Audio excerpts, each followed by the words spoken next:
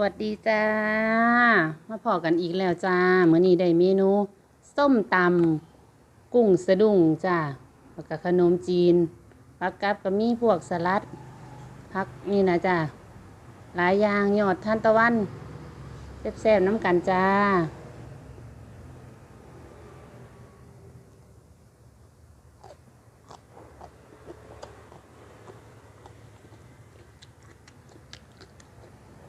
อืมถนัด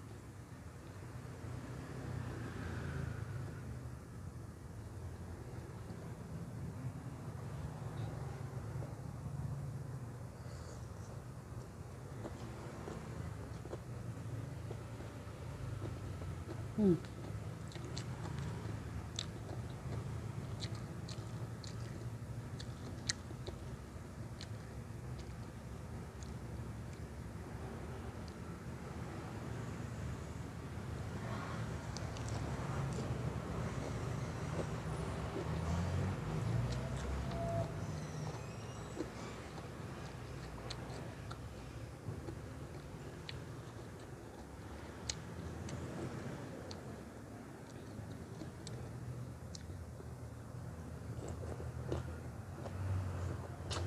อืม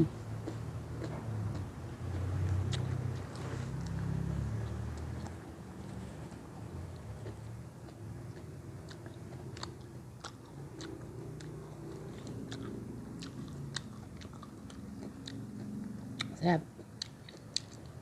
ฮงเฮิมจ้าตำบักฮงเฮิมหวานกรอบนี่เลย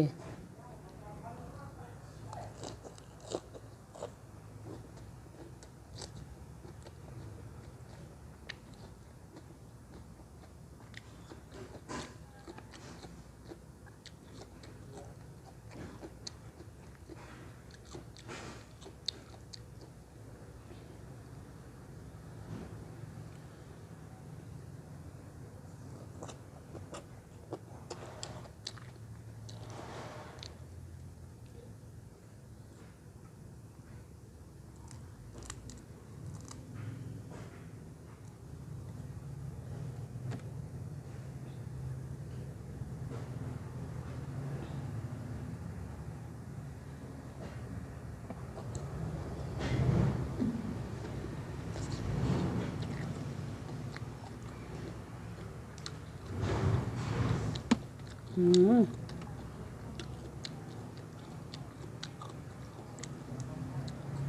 อ่อนๆทานตะวัน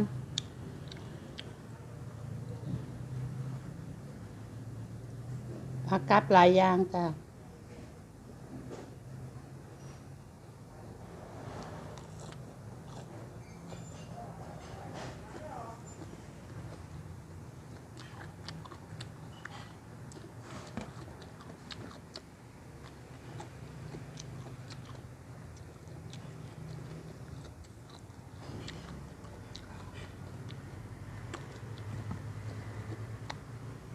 พักอันนี้แซ่บ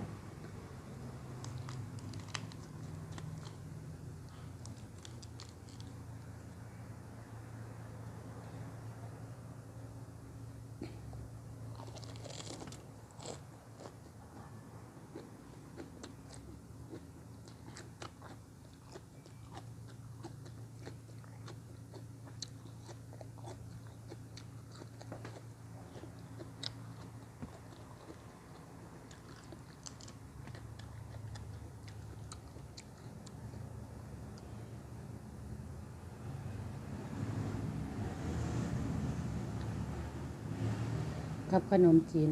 กุ้งสะดุ้ง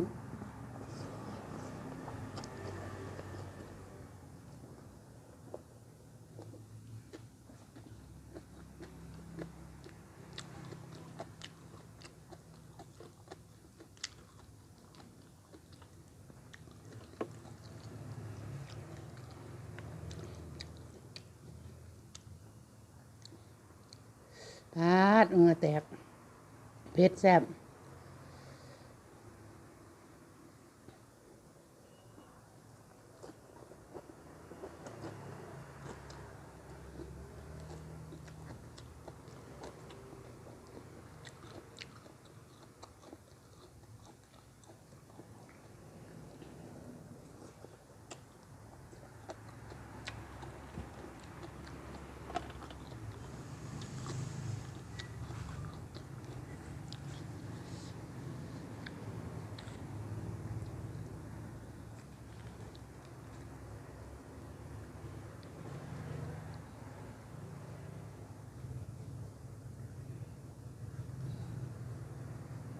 นี่เลยจ้ะ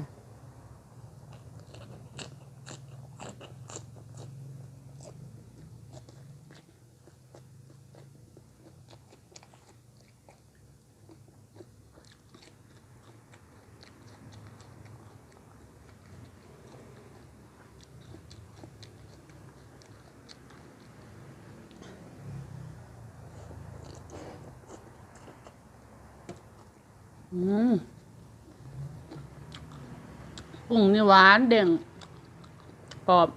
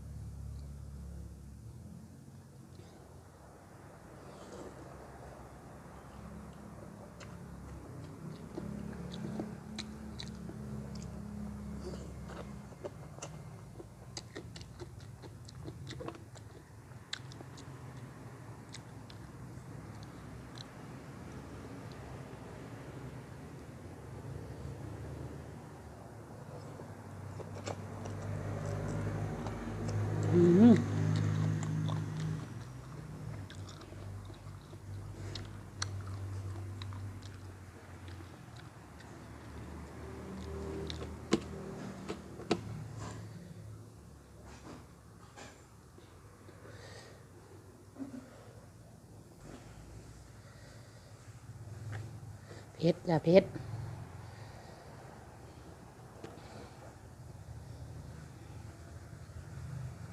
เผ็ดแซ่บเหงื่อไหลเลย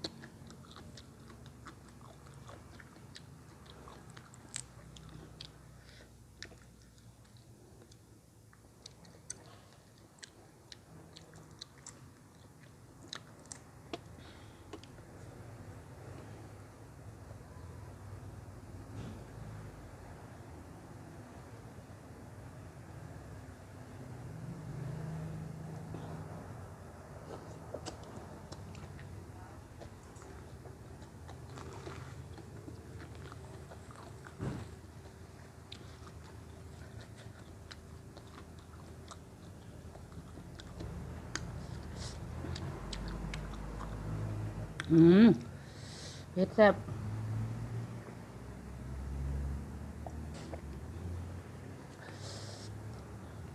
อิ่มและจ้าบัดเนี่ยทั้งเผ็ดทั้งแซ่บเห็นผู้ใดมากคลิปนี้ก็ฝากกดไลค์กดแชร์กดติดตามเป็นกำลังใจช่อง YouTube ลุงภูมิเลิศ101ในเด้อจ้าเมื่อหน้าพ่อกันไหมจ้าสวัสดีจ้า